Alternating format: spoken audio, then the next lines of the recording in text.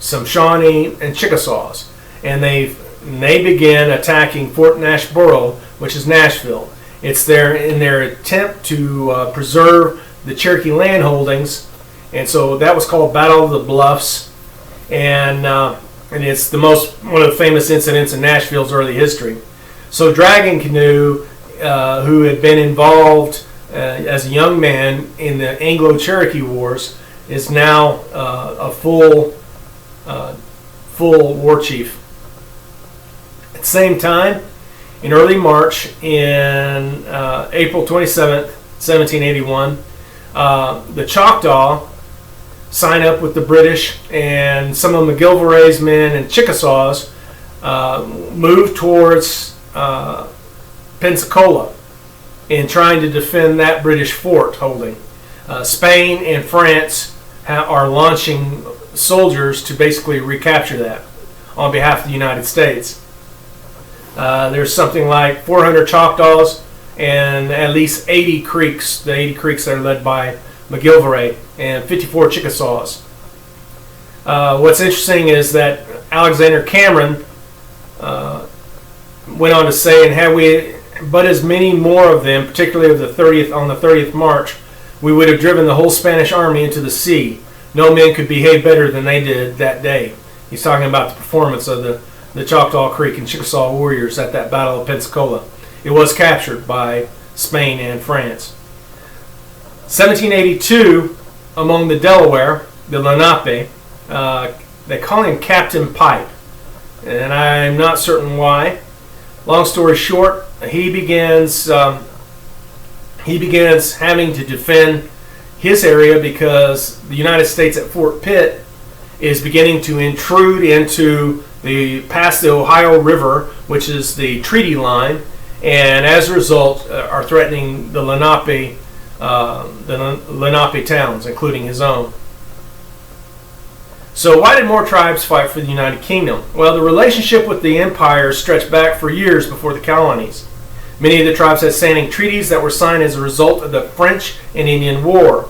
And the colonists were the primary cause of conflict. They were encroaching on tribal land. And so that's why Daniel Boone is mentioned. He's the most famous squatter. But at the Treaty of Paris in 1783, essentially from the Mississippi River all the way back to the colonies is ceded by Great Britain to the United States. Now, as I mentioned, Great Britain had its handful. It had battles all over the place, and now it's in the colonies. It's facing old enemies: the Dutch, the French, and Spain. So when you start looking at treaties, you look at the Delaware, the Lenape. They signed their first treaty in 1682 with William Penn, which he was representing the crown at the time.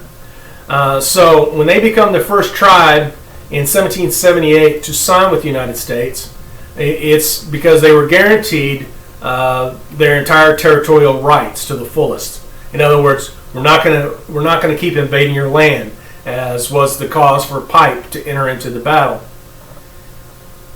Another tribe that had been signing treaties since, they signed the Great War Treaty of 1701, the Great Peace Treaty with France, has been signing treaties since 1664, and that's the Seneca Cayuga. So the Seneca Cayuga have probably signed more treaties with France, England, the United States than any other tribe on this continent. In 1784, they execute a treaty. 1785, you notice that's a year after the Revolutionary War has ended. 1785, treaties made with Wyandotte. And then the Cherokee, who had been signing treaties with the Carolinas since 1684, they signed the first treaty in 1785. Then the Choctaws signed a treaty in 1786, as well as the Chickasaws. Then the Shawnee, 1786 as well. Notice that when the treaty said, none of the citizens of the United States shall settle nor disturb the Shawnees in their settlements and possessions. Translation, We're not going to go across the Ohio River. And then in 1786, we the people, the Constitution's written. And the earlier treaties were signed under the Articles of Confederation. As we mentioned before, the Articles of Confederation seem to have been inspired by the Iroquois Great Peace. Long story short, Article 6 says, "And all treaties made or which shall be made under the authority of the United States shall be supreme law of the land, and judges in every state shall be bound thereby. Any things in the constitutional laws of any state to the contrary, notwithstanding." So then the Creek executed treaty in 1790. Another guarantees that no one shall attempt to hunt or destroy on lands that belong to the Creeks. The Kickapoo in 1803, and they're promised that if when they measure the line and survey it, that a quantity of land equal in quantity will be given to them as a signatory on this. Another tribe, the Sac and Fox, are told that they will never be interrupted in possession of the lands they hold. The Washaji, the Osage, are also signatories in this. Now, I was going to mention that the Choctaws, it seems that some of the Choctaws had fought during the Pontiac Rebellion for Pontiac, and there's every indication that the Osage did as well. They were at least in one battle. I didn't include them as part of the alliance, the Rebel Alliance, because it was kind of like they entered into that battle, and therefore they deserve some credit. But they really didn't join up with the Northern Alliance. They're pretty powerful on their own. The Miami signed the treaty in 1809. The Potawatomi by 1815, and then the Iowa as well. The Kansas, which is the Kansas or the Kaw. They're called Kansas. Obviously, the state is named from them. The Ottawa sign, 1816. Now, Pontiac's old tribe is guaranteed that they would have the mouth of the Chicago Creek to hunt and fish there for as long as they wanted.